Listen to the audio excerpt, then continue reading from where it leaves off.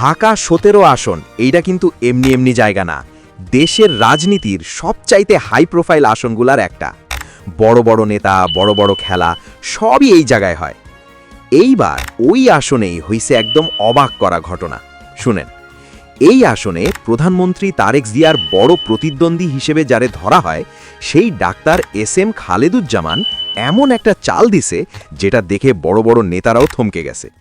সাধারণত কি হয়, ঈদের আগে সরকার টিসিবি বা ফ্যামিলি কার্ড দেয়, কিন্তু বাস্তব অবস্থা কি? ঘন্টার পর ঘন্টা লাইনে দাঁড়ানো, ধাক্কাধাক্কি, পুলিশ, ঝামেলা, এইটাই বাস্তবতা।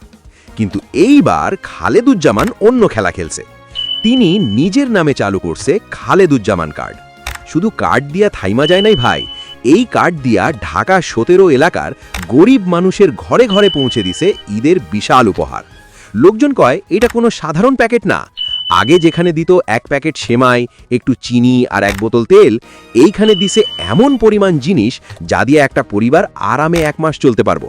ভাবেন একবার, মানুষ লাইনে দাঁড়ায় নাই, ধাক্কাধাক্কি নাই, কোনো ঝামেলা নাই, শান্তিতে সম্মানের সাথে সবাই পাইছে তাদের জিনিস। এই কাজটা হইছে ঢাকার ভাসানটেক এলাকায়।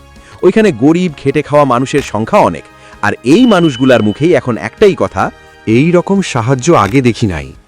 আর সবচেয়ে অবাক করা জিনিস কি জানেন? কোনো বড় শোডাউন নাই, বড় বড় ব্যানার নাই, মাইক বাজানো নাই। চুপচাপ সুন্দরভাবে মানুষের ঘরে ঘরে পৌঁছে গেছে ঈদের আনন্দ। গ্রাম বাংলার ভাষায় একটা কথা আছে, যার মন বড় তার কাজও বড়। এই ঘটনা দেখে এখন অনেকেই বলতেছে, রাজনীতি শুধু মাইক আর মিছিল না, মানুষের পাশে দাঁড়ানোর নামই আসল রাজনীতি।